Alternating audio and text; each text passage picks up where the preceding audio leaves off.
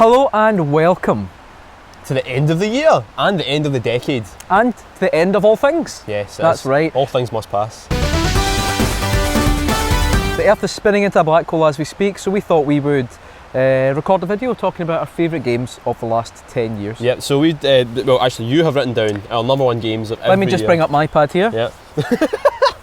You brought up our entire list of top games of every year since we started BitSocket, which was 10 years ago. Well, 2010, so... 2010, so... Yeah, nearly 10 years. So we've had a number one game each year, and what we're going to do now is we're going to take those games and we're going to work out between us the top 10 list of games from the decade. Yep. This is definitive stuff here. Yeah. And before you ask, all your Red Deads, not here. Not here. Outer Wilds, No. it's not here. There's only one Zelda. No, there's two Zeldas. Two Zelda games. Zeldas, yeah. Yeah, there's a lot of good, amazing games. That Witcher 3, it's not here. It doesn't matter.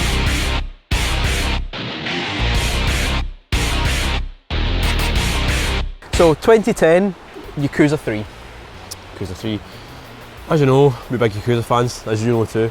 Yakuza 1 and 2 were obviously great games. Who are you talking to? No, I'm talking to the spirits of the wood. Yakuza 1 and 2 obviously were great games, right? But Yakuza 3 I think was the game that cemented Yakuza as like one of the best all-time series in my mind. Probably in your mind as well. It was quite seamless, you know? Yeah. You were running about, the cameras behind you for the whole time, and it went seamlessly into a fight, you know, and I think it was the leap from the PS2 to the PS3 as well. Now you can play it in HD, Super HD or whatever the fuck, HD, on PS4, but yeah, at the time, Yakuza 3 was just such a breath of fresh air. It really was. Also, there was so many heat moves in it. Like, I sometimes think that the future Yakuza games, I mean, obviously they all have a lot of heat moves. Yakuza 3 are some of the funniest ones, like the cigarette. Yeah. Spitting the cigarette in the guy's eye and then punching him. It's not just that, but also the amount of side stuff, like the golf. There was so much they packed into that game. So far, that's number one because it's the only game we've talked about. Yeah.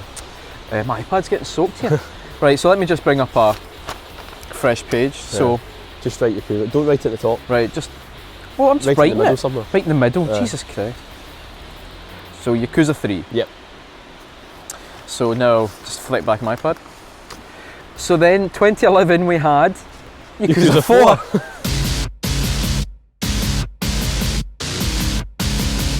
Now, Yakuza 4, the big thing was 4 characters to play as. Yeah. You had the Yakuza 4. Yeah, you had Kiryu, you had Akiyama, you had Saejima, and you also Tanimura. had the dearly departed. I thought you were testing me there to see if I would remember his name. Because you always call him Toriyama, don't you?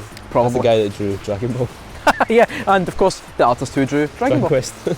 Dragon Quest as well. So Yakuza 4, it was the first time we got multiple protagonists, introducing us to characters that become like the main. Well, in Akiyama, for a long time people were like, right, Akiyama's he's going to be the main character. He will be the main character of the series going forward.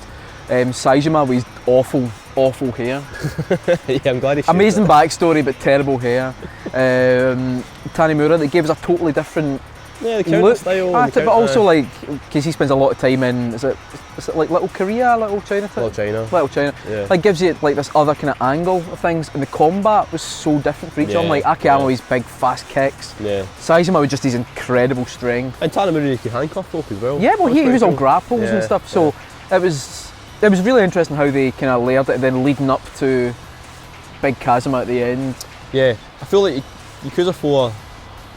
I still, if you were to ask me now what the plot was, I wouldn't be able to tell you. I had a lot of fun playing the game. Yeah. You know, like Yakuza 4 is definitely one of the plots that I care the least about in the series, but the characters that I like the most. Yeah. Does that make sense? I don't know if that makes sense. No, it does. No, it does. Yeah, and just the end game, all the boss fights as well. Yeah, it was. Yakuza 4 was just. It was what I enjoyed about 3 with more, but I feel like the story and maybe a bit of lack of focus is probably what lets it down a wee bit. Yakuza 4 was also the last Yakuza game that had fictional arcade games in it. Boxelius and that. Boxelius, I love that. But then they get the weirdest arcade game ever, where like a round can be over in a second if your bullet skiffs off the right bit. Right, where's it go? Above or below Yakuza 3? I would say below, personally. Below Yakuza 3. So should I leave a gap though? Leave a gap. In case something goes between them. Right, okay. Yakuza 4. So 2012's game of the year. So 2012's game of the year was. I know what this one is. Tales of Grace's F. What to say about Tales of Grace's F? Well, I know what to say, because this was, for me, it was the game that got you into RPGs. Well, it 'Cause was. You That was it. You Yeah. didn't really play JRPGs that much before that, and then we both got Tales of Grace's F, and you were like, holy shit, this is pretty good. I picked up Lost Odyssey just before it to see if I could get into JRPG, and I mean they're like fucking chalk and cheese. It's like literally saying I'm going to try this one bit of cheddar, and that means I like all cheeses. yeah. But no, it was just full of character. I'd never played something like I'd never played an RPG like that, obviously. But it just felt like there was so much going on. Like all the extra stuff, the characters were great.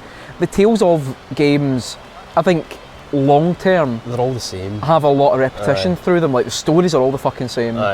But see, playing one for the first time, and how fast the combat feels, like rounds that feel like they last like that. Well, Tales of Grace's F was great. Because it had a different fighting system compared to a few of them. Yeah. It was a bit faster, a bit more technical, and then they went back to the old style after that, and it was a bit disappointing. They were still good games, but Tales of Grace's F definitely had, for me, one of the best Tales fighting systems. So I would say that's below Yakuza 4. Below Yakuza 3 and Yakuza 4, yeah. Right, so Tales of Grace's F. 2013, we had 3 games of the year. Yes, we had a console of the year, which was the 3DS. Of course. We had our... Right, so we'll do the big console game first. So the big console game first was Revengeance. Yeah, Metal Gear Rising Revengeance, which is still one of my favourite action games ever made.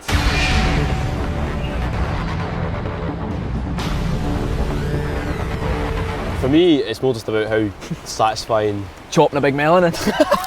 No, it's like... Aye, right, no, you're fine. No, you're right. Just the Zandatsu thing where you slice through, you find the bit and then rip it out. It's just, I don't know. Yeah.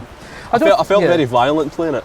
I knew they were all robots, but I felt very I think they integrated it really well. I don't think any other game has had swordplay that felt quite as interesting. They've brought that sort of aiming your slice back into Astral Chain, and it's not as good.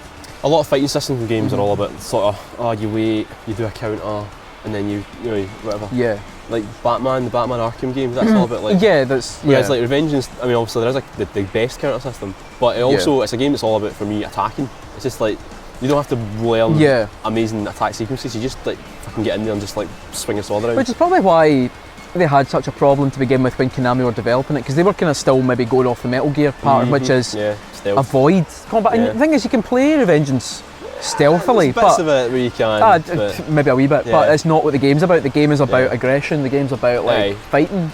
The game's about fighting. It was like a more accessible Ninja Gaiden, which I think is a good thing, because Ninja Gaiden's great, but it's just it is a bit too hard, a bit too much. A bit too eager to call you a ninja dog. So I'd put Revengeance above Yakuza 4 but beneath Yakuza 3. Agreed.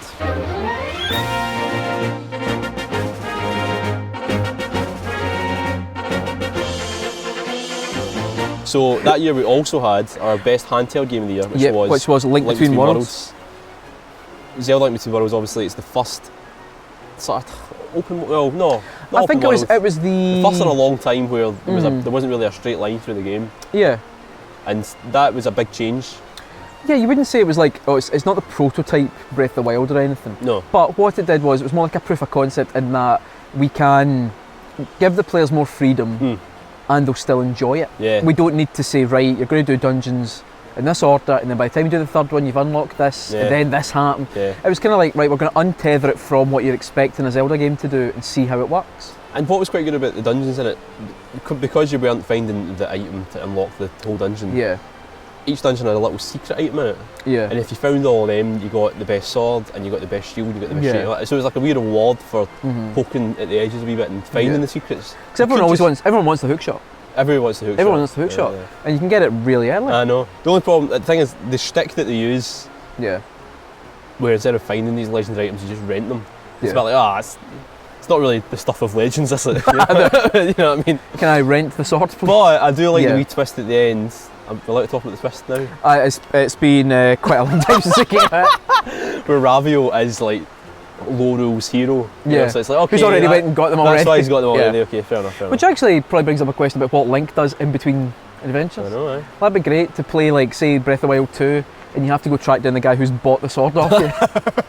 Excuse me, I'm looking for the Master Sword. Oh, sorry, I lost it. So where would you put it on the list? I would put it above Yakuza 3. I would put it at number 1 so far. Above Yakuza 3? But that's just me. I don't know about you. No, well, I wouldn't say it's as good as Yakuza 3. Right, okay. But better than Rising. Better than Rising. Rising, right, definitely. Okay, so we put it number 2? Yeah. so far. Wow, this bit of paper is sodden. And the last game we had in 2013 was the indie classic, the indie dream, Mount Your Friends. What else can you say about Mount Your Friends? As been said already. I mean, look, it's the perfect game. I mean, no, it's good. It's good. It's one of those things that's like, oh, you get the joke straight away. But it is quite a. But as a puzzle game, it's good though. It's a good puzzle game. Puzzle action challenge. Great big swinging dicks. That's the appeal, though. No, it's great. I just think it's a good poster boy for indie game sort of sense. It's a good poster. Good poster boy for indie game sense of fun, you know. Like you wouldn't get a Nintendo or a Sega making that, but no, you know what I mean. No, you would not. But no, it's a good. Not a lot to be said about it because it's quite simple. Yeah, but it is a lot of fun. Yeah. No, I don't know what to say about it. Where does it go? It's probably the worst of the bunch. Yeah, yeah. I love it. It's at the bottom. It's at the bottom. But saying it's better. Maybe leave a few gaps. Right, okay.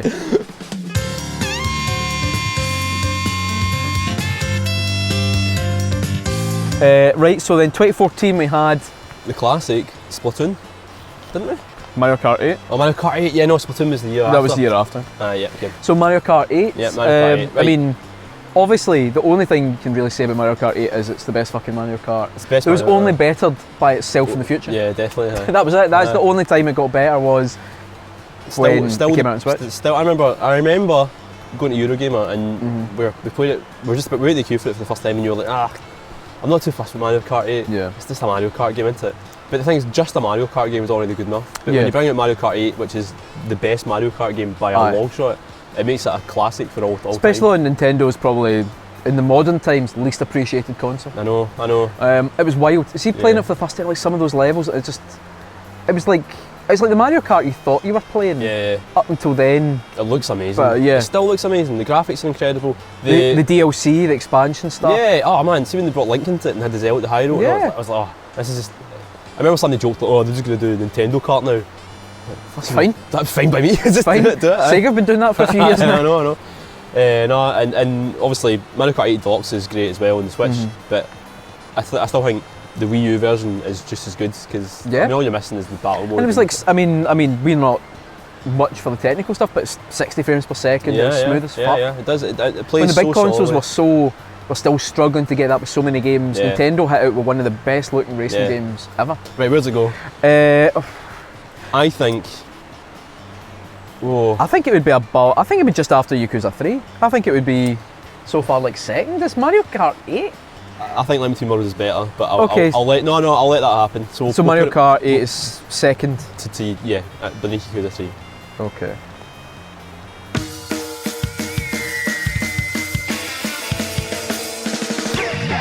In 2015 we actually had two games. We did have two games of the year. So we had our official one and then our unofficial one. The official one was Splatoon. Yeah. So Splatoon has spawned a cultural phenomenon, right? It's probably unlike anything Nintendo thought they were going to get. I don't even realise how big it was going to be. No. Like, they let their younger, sort of less experienced game designers and game directors just work on a wee thing, this wee concept, and then they added. It's that simple sort of like you make a character like the squids, right? Yeah. And you make all the abilities sort of relate to that. The whole thing just makes kind of weird sense. Yeah. And then you make the set and kind of it's like it's the coolest game since Jet Set Radio. What's interesting is like thinking that it was very almost like a spin-off from Super Mario Sunshine. It's how close they came to probably missing out on all of this. Yeah. Because if say they'd had Mario, Princess Peach, all that in it, it probably still would have been really good. It would have been good, yeah. But I don't think they'd have got what they got. They wouldn't have had a fucking concert. They wouldn't have done all the stuff they've done since. They wouldn't have folk buying the albums and going to see the Squid Sisters. It's how fresh the design is, like how funky, fuck did I say funky? I've had two, over the years I've bought two Splatoon t-shirts. Yeah. That's how cool it is, right? And you only wear Superdry. Are you wearing Superdry right now? I've got a Superdry jacket. The thing is, I've taken all the Superdry tags off it, so it doesn't look like a Superdry jacket. So Splatoon... Right, I would put it beneath Ryzen, above Yakuza 4. Agreed.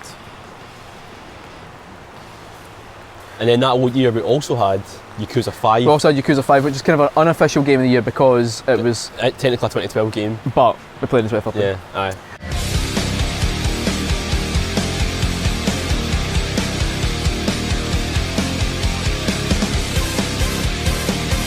I would say it's the San Andreas of Yakuza. It's huge. It's and huge. You can't deny it's great, but it also lacks something from the games that came before it. Kind of loses steam a wee bit, but there's so much in it that the stuff that's there is so good. I don't know. It's like, I mean, what other game has Tycoon Attraction as a mini game in it? Aye, and it was the first Yakuza game that gave us like Virtua Fighter 2 and all that, like as a playable thing in it. Yeah. Taxi driver missions, the hunting, the dance battles.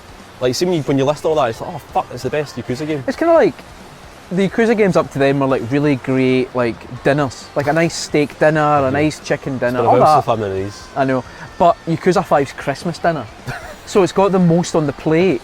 Aye. But it's just come away feeling bloated after. It's Christmas dinner, and then somebody's like, you can get chickens if you want, and you're like, oh, you're all right. Yeah, it's the meal that you eat too much of. But love it, absolutely. Oh, love it. I would say below Yakuza 4, above Tales of Grace's F. No, above Yakuza 4. Above Yakuza. I meant beneath. Sorry. I think above Yakuza 4. Oh right, okay. Below Splatoon. Below Splatoon. Okay. But above Yakuza 4. Okay. I think. That's fine. I can agree with that.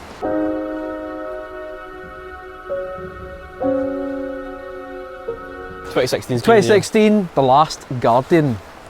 Controversial choice. I remember at the time it came out and everybody was like, was it worth the wait? In my opinion, yes.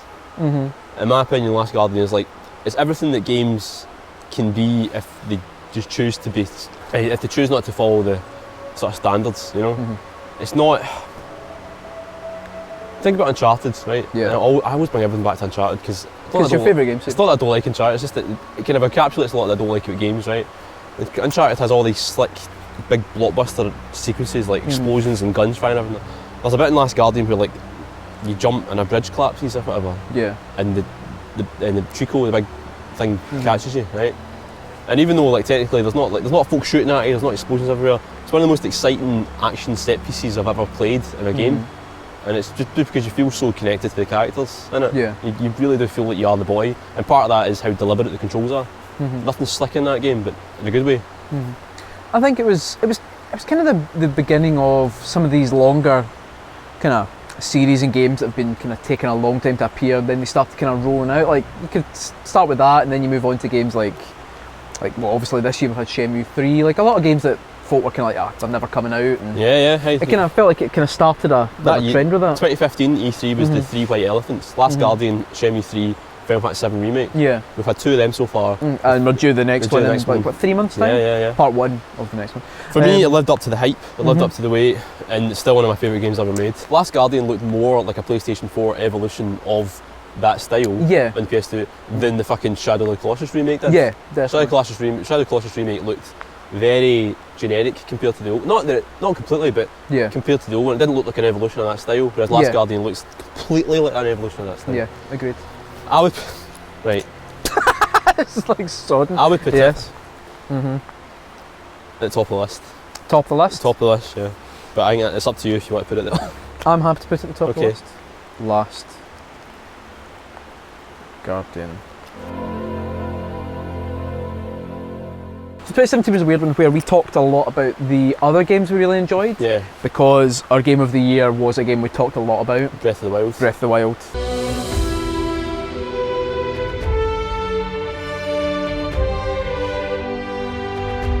There's nothing really new to say about it. It's the greatest game ever made.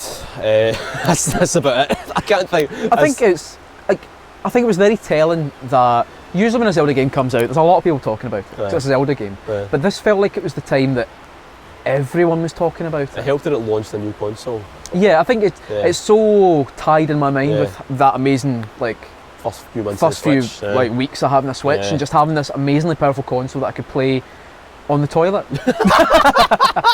Have you ever played it on the toilet, the Switch? No, I've refused to. I don't think I've ever played it on the toilet. No. It's funny though, everyone says like, it's great, I can play this in the toilet. I'm like, why are you on the toilet long enough to sit and play it? I think it's the game that set the tone for, if you look at almost every open world game that's came out since, the DNA of Breath of the Wild is there. In tiny ways. But it's also, but I don't think it's necessarily because those games have said, right, we're going to crib this and crib that. It's because Breath of the Wild did an open world game so successfully and in such an interesting way that it's almost defined the genre. No. Even though you could say Nintendo are very late to the game. Well, in terms of open world games, they pretty much came out with one that has helped redefine them. Here's what I think happened, right? Okay. Bit of historic revisionism going in here, right?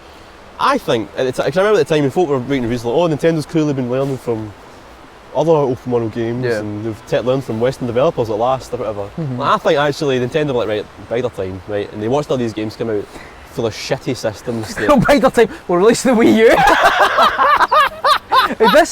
Is this the Joe Merrick equivalent of when people think the Queen's mate wear a brooch that means fuck you? No. Oh, I should. Right, oh, no. Do you see that? Listen to me, right, no. Nintendo were like, right, let's... We'll release the Wii U. Nintendo were like, right, let Ubisoft release all their shitty... Let Ubisoft release Assassin's Creed. We're going to release the 3DS. The new 3DS. Yeah.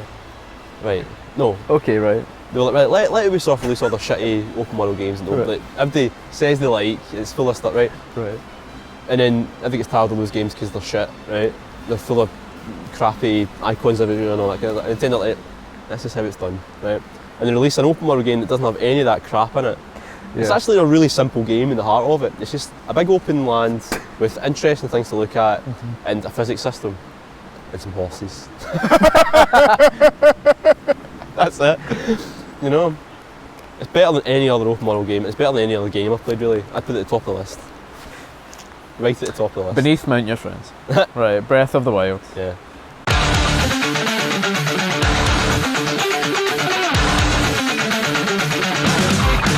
2018 was Yakuza 6. So the end of Kiryu's tale. The end, yeah, the kind of end of the saga. For now. Well, if you've seen the trailers for Yakuza 7, who knows what's happening anymore. Yakuza 6 was kind of an interesting one because they pared back a lot of the features. So like, we went from having like 5 protagonists in Metal Gear Solid, 5 protagonists in Yakuza 5, just right back to 1. Yeah. We had a new engine. Yeah, the Dragon Engine. A lot of the fans have complained about, but I think it was a step in the right direction completely. Battles are amazing, the graphics are incredible, the sense of physics and being able to walk into buildings seamlessly and all that kind of stuff. Yakuza 6, you know, if some folks say like Yakuza's like the spiritual success of the Shenmue. Yeah. Never really felt like that until Yakuza 6 came out for me. Yakuza 6 was the first game since Shenmue that really captured that feeling of being really there in the world. I think, what's the name of the second town you go to? Onimichi. Yeah. I think that was what separated it for me, was Onimichi felt, because Kamurocho has always felt like a place in a video game. Even though it is based in a real place, obviously. It's always been to me a very much a location for a video game. Well, Tokyo which Shenmue doesn't feel like. And Onimichi was like, that was it. That was like going there was like same sort of vibe. Dobuita. It was like same sort of vibe, just a wee place. Do you spill my your coffee just bust onto my knee? My game of the year is Joe spilling an Americano, a cold Americano on his knee in the rain. Anyway, what tears in the rain? Yeah, Yakuza 6, I think just it was pitched perfectly. Yeah. The only sadness now is we don't know if how it ended is actually going to be honoured, if you know what I mean. Yeah. But I mean, it was also the first game we really got a shot of the Dragon Engine, wasn't it? Because Kiwami came after. The fighting system is great. I didn't even mind the fact that you couldn't carry weapons anymore. I don't think it mattered. No. I think it was more like temporary power-ups. Yeah, I liked how just incredibly strong Kazuma felt. Yeah. Like everything felt like you're kicking a guy and there was like gravity and weight behind it. I think it's the game Kazuma's felt strongest in. Yeah, definitely. Like a man who only gets stronger as he ages. Exactly. And in the last hour, 2 hours of the game are spectacular. Yeah. Genuinely moving. Oh man, that ending was amazing. Yeah. Speaking of endings, let's hurry up because I am soaked. I would put Yakuza 6 above The Last Guardian, but beneath Breath of the Wild. That's exactly what I was thinking. So let's count down from the bottom up to the top. Fuck me. From the bottom up to the top. Right, okay, so at the bottom we have, let me just count how many games we got. 1, 2, 3, 4, 5, 6, 7, 8, 9, 10, 11 games? 12. So 2, I'm afraid, are going to be excluded from the top 10. Mount Your Friends and Tales of Grace's F, rest in peace. So, we start with, our 10th game of the decade is Yakuza 4. Yeah.